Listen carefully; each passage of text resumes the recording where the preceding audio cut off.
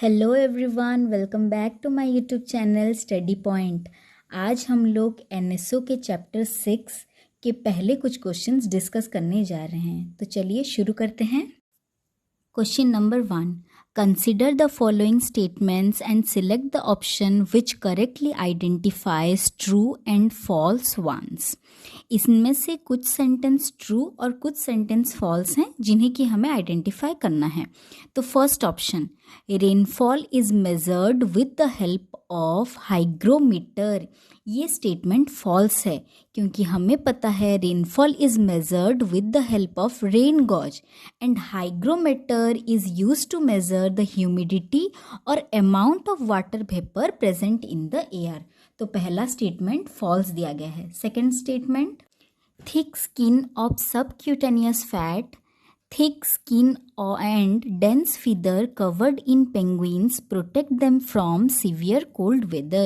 ये स्टेटमेंट सही दिया गया है।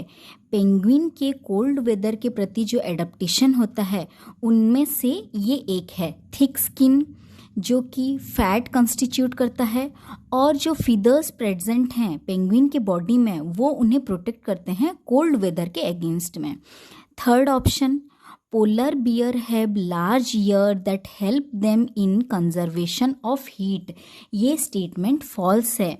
Polar bear have small ears and tail offer less surface area than large ear and tail and it help them to maintain body warmth and prevent heat loss। तो third statement false है। Fourth statement, as we move higher up from the sea level the temperature become lower। yes, ये statement सही है क्योंकि हमें पता है the earth surface get heat from the sun, as a result the surface get heated up। पहले हमारा surface heat up होता है, उसके बाद the air close to the surface start becoming hot and later on one by one layer। so हम जैसे ही ऊपर ऊपर लेयर में जाएंगे तो टेम्परेचर कम होते होते जाएगा। सबसे ज़्यादा टेम्परेचर अर्थ सरफेस के अपर लेयर में होगा और सबसे कम टेम्परेचर सबसे अबव वाले लेयर में। तो इस हिसाब से देखा जाए तो option B is the correct answer. चलिए चलते हैं नेक्स्ट क्वेश्चन की ओर। Question number 2, which of the following adaptation of polar bear are not meant for hunting prey and getting protection from predator. इनमें से कौन से एडेप्टेशन ऐसे हैं जो कि प्रे को हंट करने में और प्रेडेटर से बचने में हेल्प नहीं करते हैं। तो फर्स्ट ऑप्शन देख लेते हैं, वाइट कलर ऑफ द फर। ये हेल्प करता है ताकि वो लोग अपने white background that is snowy background में कैमोफ्लेज करके रह जाएं और अपने प्रेडेटर से बच जाएं। तो ये स्टेटमेंट सही है। Second, huge teeth obviously Hunt करने में और अपने प्रे को पकड़ने में हेल्प करते होंगे। Then third, wide and large paws. ये जो वाइड एंड लार्ज पॉज हैं ये उन्हें हेल्प करते हैं swimming and walking on ice में। तो ये एक option not meant for hunting prey and protection from predator हो सकता है। Fourth option, too thick layer of fur. ये भी एक प्रोटेक्शन एडेप्टेशन है जो कि उन्हें कोल्ड वेदर में प्रोटेक्ट करता है। And fifth option, sharp clause on each foot. ये भी उन्हें वॉकिंग में हेल्प करता है स्नो बैकग्राउंड में चलने के लिए। तो ऑप्शन 3 एंड आई भी दोनों गलत हैं जो कि they are not meant for hunting their prey and protection from predator. तो option B is the correct answer. चलिए चलते हैं नेक्स्ट क्वेश्चन की ओर। Question number 3, which of the following adaptation are shown by camel. इनमें से कौन कौन से एडेप्टेशन कैमल के द्वारा दिखाए जाते हैं। तो हमें पता है कैमल एक डेजर्ट एनिमल है, तो उस हिसाब से सोच के चलिए चलते हैं। First option, they possesses blubber to insulate body. First statement गलत है क्योंकि blubber is an important adaptation for marine mammals. ये मराइन एनिमल्स में पाया जाता है, ये एक इम्पोर्टेंट एडेप्टेशन है, ये कैमल में नहीं पाया जाता। Second option, They drink very small amount of water. Second statement भी false है. As camel can drink 144 liters of water in one sitting, so they can go for a long period of time without water. ऐसा कुछ नहीं है कि वो less water पीते हैं. Third statement, they excrete very concentrated urine. ये statement true है. As they conserve water by excreting small amount of urine, their dung is dry and they do not sweat, so it is a adaptation of desert animals. Third statement true है. Fourth statement, they have large pads on the feet and a hump that store food. Yes, ये statement भी सही है. Camel feet are padded, big and wide, which help them to protect them from the heat and stop them from slipping in the sand. And hump is actually a storage house of fat, which help in nourishment when the food is scarce. So option 3 and 4 are correct. मतलब option A is correct. Next चलते हैं next question की ओर. Question number 4, match column 1 with column 2 and select the correct option from the codes given below. यहाँ हमें matching करना है. Column 1 में कुछ ऑप्शंस दिए गए हैं और कॉलम 2 में. चलिए देख लेते हैं. First A, wind speed. Wind speed जाएगा एनीमोमीटर के पास. Next option 2, kangaroo rat. ये जाएगा हॉट एंड ड्राई क्लाइमेट के पास. Third, air pressure. Air pressure को हम मेज़र करते हैं बैरोमीटर से, तो ऑप्शन सी जाएगा आईवी के पास. देन लायन टेल्ड मैकैक, वो जाएगा ट्रॉपिकल रेन फॉरेस्ट के पास. तो option A is the correct answer. चलिए चलते हैं नेक्स्ट क्वेश्चन की ओर. Question number 5, identify animal X and Y in the given figure and select the incorrect statement regarding them. यहाँ कुछ स्टेटमेंट दिए गए हैं जो कि पोलर बियर एंड पेंगुइन्स के बारे में है. इनमें से कौन सा गलत है हमें उससे छांट के लिखना है. First option, X possesses streamlined body and waved feet. Penguin के पास streamlined body और waved feet होता है. ये ट्रू है क्योंकि ये दोनों ही एडेप्टेशन उन्हें स्विमिंग में हेल्प करता है. Second, both are good swimmers. Yes, ये भी ट्रू है. Third, Y has two thick layer of fur and a thick layer of fat under its skin, while X has a thick layer of subcutaneous fat and a dense feather covered on its body. ये statement भी correct है. Option 4, white color of skin in both X and Y help them in better heat retention. ये statement गलत है क्योंकि हमें पता है white color of the skin of both the animals help them to hide in snow as it merge with the snow color, and it also help them to escape from their predators. Next, भी Y has very strong sense of smell. ये statement भी true है. Polar bear have a strong sense of smell. तो option I भी is incorrect. चलिए चलते हैं next question की ओर. Question number 6, refer to the given adaptation of animals. यहाँ कुछ ऑप्शंस दिए गए हैं जो कि एनिमल्स के एडेप्टेशंस हैं.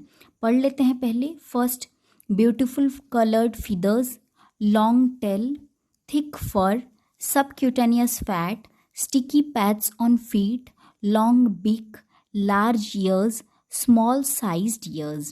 Which of the following adaptation of animals are for rainforest X and polar region Y respectively? इनमें से कौन कौन से एडेप्टेशंस रेन फॉरेस्ट वाले एनिमल्स के लिए है और कौन कौन से एडेप्टेशन पोलर रीजन के लिए है. एक्स और वाई कॉलम में हमें लिखना है. तो फर्स्ट, ब्यूटीफुल कलर्ड फीदर, ये रेन फॉरेस्ट के लिए है. लॉन्ग टेल, ये भी रेन फॉरेस्ट. थिक फर, ये आ जाएगा polar region. Subcutaneous fat, polar region. Sticky pads on feet, rain forest. Long beaks, rain forest. Large ear ये भी रेन फॉरेस्ट का एडेप्टेशन है. Small sized ear are adaptation of polar region. तो A option is the correct. तो option A is the answer. चलिए चलते हैं next question की ओर. Question number 7. Rita categorized different animals on the basis of their habitat. She made 3 groups of 3 animals each. By mistake, she put one wrong member in each group. Identify it and select the correct option. तो 3 options दिए गए हैं. Group 1 penguin, musk ox, kangaroo rat. ये जो penguin और Musk aux है ये दोनों कोल्ड रीजन के एनिमल्स हैं और ऑड वन है कंगारू रैट जो कि डेजर्ट में पाया जाता है. उसके बाद ग्रुप 2 में आया rattle snake, fennec fox, reindeer. ये पहले 2 एनिमल डेजर्ट एनिमल्स हैं और रेनडियर फॉरेस्ट में पाया जाता है.